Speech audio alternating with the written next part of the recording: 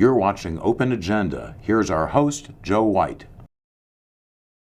Welcome to Open Agenda. I'm your host, Joe White. In the studio with me now is Ms. Trish Melvin from Fruitland, Mr. Jim Atkins from Mardella. Thank you both for being here. Sure. So we were all three in attendance at the last county council meeting last Tuesday. And one of the things we haven't covered yet is they tabled two resolutions to combine positions in public works to create one new position, specifically the litter coordinator. Mm-hmm. And Trish, I know that you were at that meeting, but did you really understand really the movement of what was going on? I can't say that I did. Part of it's my fault because when we start talking about the landfill, I do kind of glaze over a little bit because I'm not up to date on all the facts. And I have trouble following the facts because I hear new positions, consolidated positions, open positions, and I don't know where we are at one point in time. Yeah. So I didn't catch it all. It's easy to glaze over it because it's a lot of numbers. I think that the thing is when you go to take your trash out, if they don't pick your trash up because the landfill is closed, people would stop glazing over it pretty quickly. Jim, you don't miss very many meetings in a year. You and I have seen this work through since really February when they started combining a couple positions. Mike Swavey, the former deputy director of Public Works, gave a presentation in March.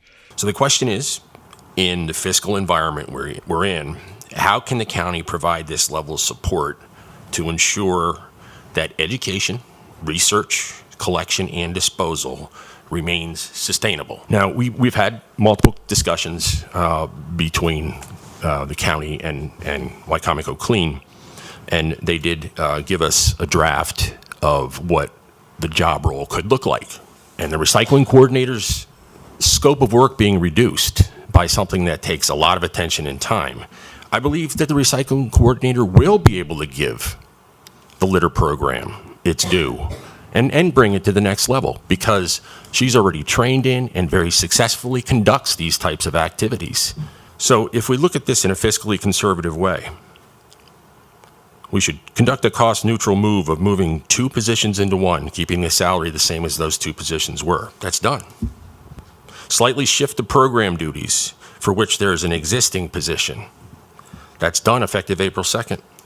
Document the commitment to council, the public, and to MDE. That's done with the 10-year plan, with a 2-year follow-up, intermittently throughout the 10 years. With the duty realignment in place, expecting no additional cost. Vice President of the Council, Jeff Merritt, referenced that on Tuesday's meeting. Again, someone like Trish may not have understood where that came from. Right. What I think we ought to do is bring in Mike Goldberg because Mike has been following this from the landfill side, and Public Works is roads and landfill, amongst some other things too. But those are the two major ones that people in the county know. I think we should bring Mike in and go through some of that history, and then I'd like to bring you back in, Trish, and just see what you found out. Okay. All right? Sounds good.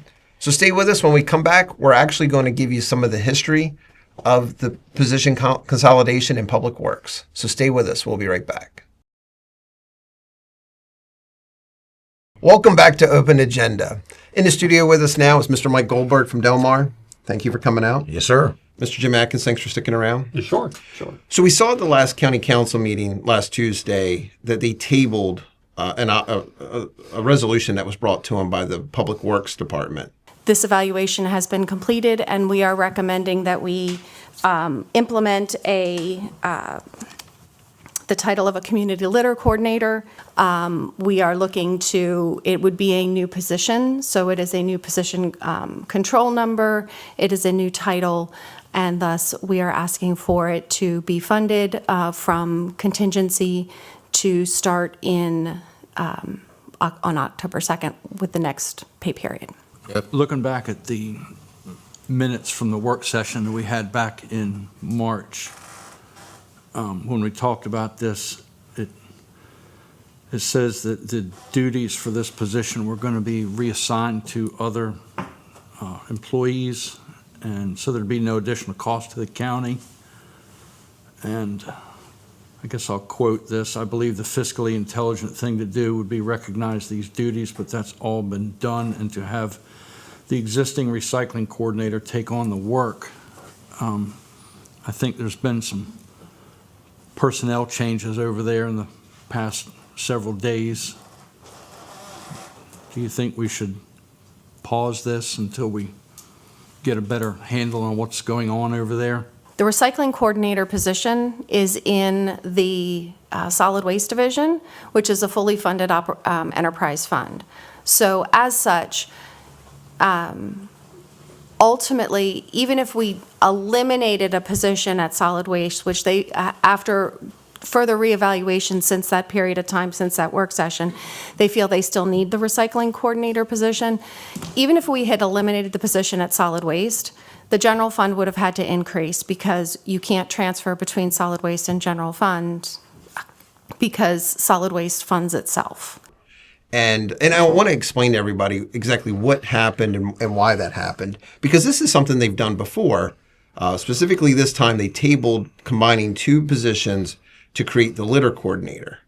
And, Jim, you've been at most of the meetings, and Mike, you've seen them too. The Wicomico Clean group has really stepped it up. They've been out there. They've taken control, right? With a fantastic group of volunteers who are keeping our roadsides clean. Yeah, Bruce Robeson, Councilman Jeff Merritt's part of it, Mikkel Darlene, James Darlene. I mean, they get out there and they're weighing the trash that they're picking up by the ton, not by the bag. So they were going to talk about, and we started this conversation back in March of 2025 with a presentation that Deputy Director of Public Works Mike Swavey presented to the council in a work session about combining two positions from Public Works to create a litter coordinator. And specifically, they were thinking of using the lady in the county who already is the recycling coordinator. And this is a situation where they've taken two mid-level salaries, combined them together, and were able to get someone who's got more experience and supervisory type of role to coordinate the litter pickup, specifically safety, picking up the litter once it's been collected, and also directing, outreach. Yep. That's like education and that sort of thing. They had just done this, Jim, right? Back in February. Yeah. That was one of the things that the council kept talking to the executive group about when they were addressing the public, that they wanted to see a litter coordinator. And they were told at that time that there would be a litter coordinator appointed. Okay. So now when they did a similar maneuver back in February at the landfill, they took two operator positions that had not been filled for many years, or for several months at least, and they combined them into an environmental compliance technician. And it's actually someone I've gotten to interview, Carissa Gortz, who works at the landfill now. She collects all the data, and I actually got a chance to see all the data points that she collects from all the different test wells and all the compliance. She handles that. So that worked out well within the landfill itself. That's part of Public Works. But there was an issue here, and Director of Finance Pam Olin brought up the fact that the landfill is an enterprise fund, right, and the roads is not. Right. And although they both fall under Public Works, they're two different accounts. So the compliance director or the environmental compliance technician they hired was just in the landfill. That was fine. But because this litter coordinator would actually work in roads, they couldn't just move the money from recycling. Is that correct? They wanted to reassign from Public Works to the landfill, move the position from one pot to the next. And that pot was just basically a transfer of the person and the money. Wasn't going to involve any additional cost to the county. Wasn't going to be any additional employees. It was just moving them from point A to point B. The second person that they were looking to hire was an additional person at an additional salary. And the council put both of them on hold for a very good reason. And that reason being that there is no deputy director of Public Works. There is no director of Public Works. And the council felt like and still feels like how can you make changes to a department when you don't have anybody running that department in charge of it? So now is not the time to go in there and make new positions and come up with new things when you don't have a director or a deputy director. And when those positions are filled, whoever is filling, the director or deputy director position may have a different approach, a different vision. Yeah. So if you do something now, you get the new lady or man in there, then it's going to change, and you just have a bit more chaos. So let's talk about that. I mean, we saw back in May that they brought on Mustafa Kulkarson. Yes. Mustafa Kulkarson, Director of Public Works. They actually had to raise his salary all the way up to the top to be the Director of Public Works. But he only lasted 3 weeks. 3 or 4 weeks, and then he was gone. He resigned. Yes, he resigned and left the county. And of course, it's a personnel issue. Nobody knows why he left the county, but when you apply for a job and you tell the county that the salary you're offering is not sufficient, this is how much I need to come take that job. The county gives the person that amount of money to do that job, and then they only last 3 or 4 weeks. Clearly, there was more going on than just a salary issue. Well, and you brought this up back in the spring. He was an engineer. He could stamp plans. Yes, he was a registered professional engineer who was authorized by the state of Maryland to sign and seal construction documents. And construction documents similar to like building Cell 7. Oh, absolutely. Yeah. So he decided to leave for whatever reason. Yeah. And we did see, and we referenced the presentation that Mike Swavey made, and Councilman Jeff Merritt, or Vice President Jeff Merritt, also made reference to this presentation where the money would be moved, but it was a net zero. But Mike Swavey's not with the county anymore. Exactly. So he was fired. He did not resign. He was fired. He was fired, yes. And I'd like to point out why it's important to have a professional engineer as the head of a department such as Public Works. It's not just about signing and sealing construction documents, but there's also a code of ethics that is involved. You swear, that you will uphold public safety, et cetera, et cetera. A degreed engineer who is not a registered professional engineer is not bound by that code of ethics. Yeah. So it's like having someone do your retirement planning who's not a fiduciary versus, say, someone who just understands bookkeeping really well. Right. So yeah, and I think this is a big reason why the council decided not to move ahead with either one of the 2 recommendations. I mean, the Director of Public Works was chosen by this executive and her people and only lasted 3 or 4 weeks. The Deputy Director was chosen by this administration and her people, and they fired him. So, the council's given the executive the people she wants to do this job, but they don't last. They not only approved both of her first selections for those positions, they approved the budget increase to the top of the line salary. And so it's odd. And the county executive several times has said, look, the county council just won't let me do what I need to do. Yeah. But under what circumstances has she been held back from what she wanted to do? Under this, she hasn't been. Essentially, the executive has been given everything that she has asked for. Now, there have been nominees for acting director of Public Works that have been denied by the council. They did not confirm that individual. She was not a registered professional engineer, and from my experience, it's highly unusual to have somebody in a director's position in Public Works that does not have that registration. And my understanding is that is a requirement for that job. Yeah. And, you can't be hired for a job if you don't have the necessary requirements or you're not in the process of obtaining them. It's one thing to hire somebody who is in the process of getting that. A lot of people are hired in that way.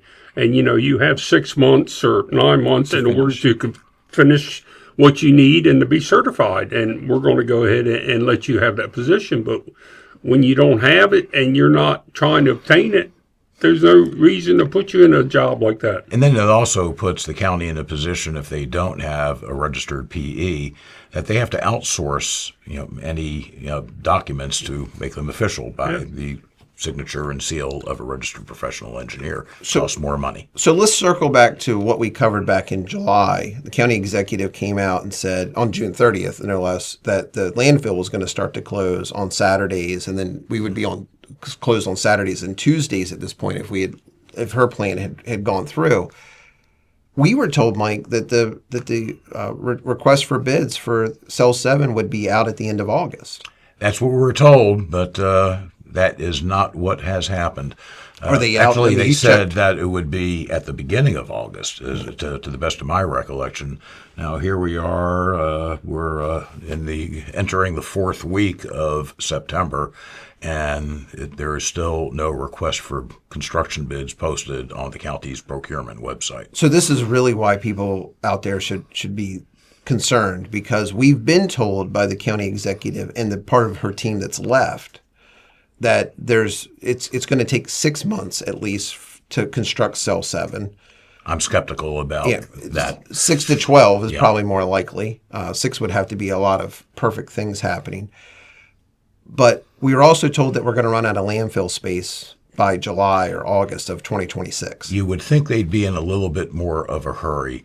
And, this isn't the only inconsistency in what we've been told. You might recall that several months ago, the acting landfill superintendent, Adam Corey, I forget the exact numbers, but first he asserted that the construction documents, the plans, were 75% complete, and then it went up to 90%, and then down to 60%, and now back up to 90%. At 90% documents, you can easily put that job out to bid. If there's any changes between the 90 and 100% documents, they can still award a contract and negotiate any additional or reduce costs. So we have just the level of completion of the documents. We have the time frame for when it will go out to bid. And from my experience, I simply don't buy unless they get absolutely perfect weather over the winter that they're going to get this constructed in 6 months. It's highly improbable. Well, thank you both very much. I want to bring Trish Melvin back in because she was also at this meeting. And we just laid out a lot of information, and I want to really get a feel for just how easy is this to follow. I understand this is not the easiest thing and not the most exciting thing to follow. What could be more exciting than this? Well, it'll be exciting when you can't take your trash to the landfill on a Saturday. So stay with us. When we come back, we're going to bring back in Trish Melvin and follow up with the landfill. Stay with us. We'll be right back. Welcome back to Open Agenda. In the studio with us again is Miss Trish Melvin from Fruitland. Thanks for coming back. Good to be here. Thanks for sticking around, Jim. Sure. So we got a lot of information from Mike and a lot of background from Jim as well. There is a lot that has happened with consolidating positions back even in February that probably worked out with hiring the environmental compliance technician. But now you're seeing another set of circumstances that started back in March with the presentation that former Deputy Director of Public Works, Mike Swavey, presented, where there was a net zero to the county. And now we're being told by the finance director that there would be an additional cost because they're two different accounting departments. So how do you feel about this resolution being tabled and possibly even this costing the taxpayers more money? Yeah, I don't think that there is a choice. If we don't have the people in place to administer the new positions, what good does it have to hire people to do these things? I mean, first of all, I think it is great that we're going to have a litter coordinator. I think the work that Wicomico Clean has been doing is needed, and I can see a difference.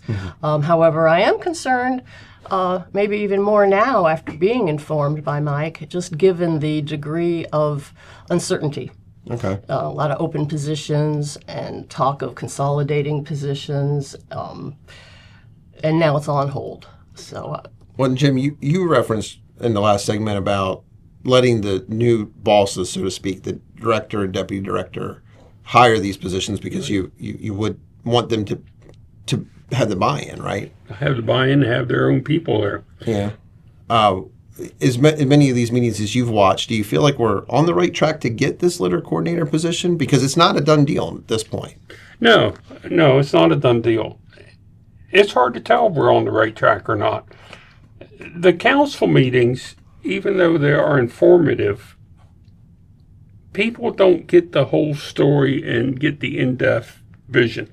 And I'm not advocating people sit there and read the briefing book because it gets very dry. It's like reading a dictionary at times. But there is so much more information in the council briefing book that if you do read it in something that you are concerned about, you have a better understanding when you get into a council meeting of what they're talking about. You got a couple of council members who haven't read the briefing book too. You've got that. You can tell by the questions that are being asked who has read the briefing book and who hasn't, and who doesn't have a clue what's going on in that council meeting. Mm. But without a head of the Department of Public Works, they say that Bunky Luffman is running the Department of Public Works, is what that's what Director of Finance Pamela said. Yes, and that's his responsibility. But if I'm asking the right people the right question, but when we don't have a Public Works Director or a Deputy Director, who's actually in charge of Public Works? The Director of Administration. When you don't have a deputy and you don't have a director, it's another handful on Bunky. And is he able to devote enough time out there with all the things that are going on? Because Public Works right now has Cell 7 that they are up against the wall with. And they have the dredge material at Sharps Point that they're up against the wall with. Mm-hmm. Because a very interesting fact that I noticed here in the past week that came out in approaching the council to get the $2.3 million to move the sludge out of Sharps Point. We are required by the Army Corps of Engineers to get 100,000 cubic yards out of Sharps Point by October 1st of 2025 if we want to stay in rotation to maintain our dredging at on the Wacomico River, or in the Wacomico River, whichever way you say dredging, sorry, at. So if we want to maintain our place in line and keep the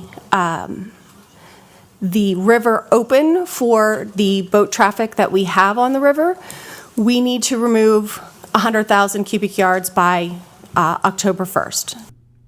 There is a deadline, October 1st. October 1st, by the Army Corps of Engineers that it has to be moved, or there's a possibility they may skip the Wacomico again and move on to other places.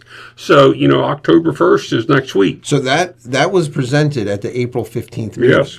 By Director of Finance Pamela, and Yes. when they asked for the initial $2.3 million to move the first 100,000 cubic yards out of Sharps Point. Yes. She said that they have to move that 100,000 just to get the dredging done on the cycle. Yes. They came back later for another $7.5 million to get the other 300,000 cubic Exactly. yards out. So Trish, you go to some of the meetings. Mm-hmm. You're catching up on a lot of the information.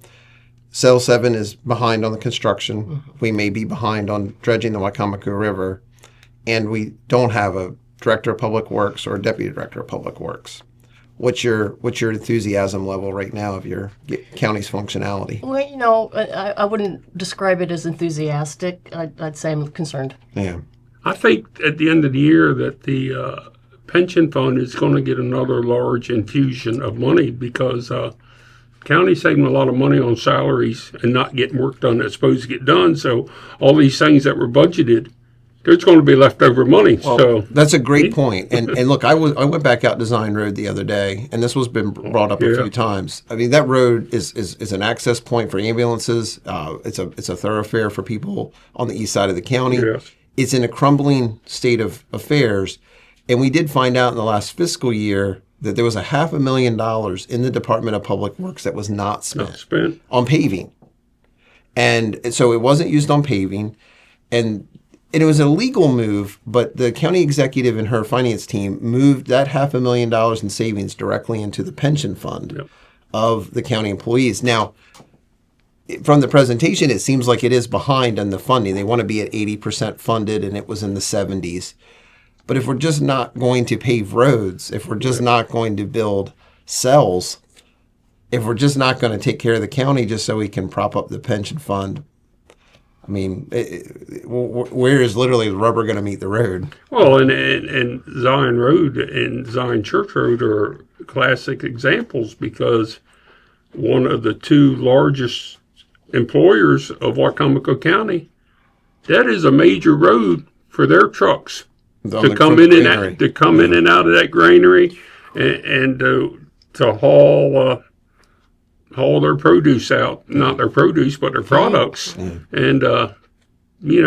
that's a major important road to that company. Yeah. I mean, there's potholes on potholes on potholes, and I'm not sure that the cold patch is going to stick anymore. Yeah, I don't think that road is repairable. I think that road has to be remade. You can't go in there and just try to fill holes and fix that road. It's not going to last. That sub base at this point has definitely gotten wet and would probably not hold up to an asphalt top coat, at least there. So, well, thank you, Trish. Thanks for coming out. Thank you, Jim. Sure. So thanks for watching this episode of Open Agenda. We'll be back later this week with another new episode.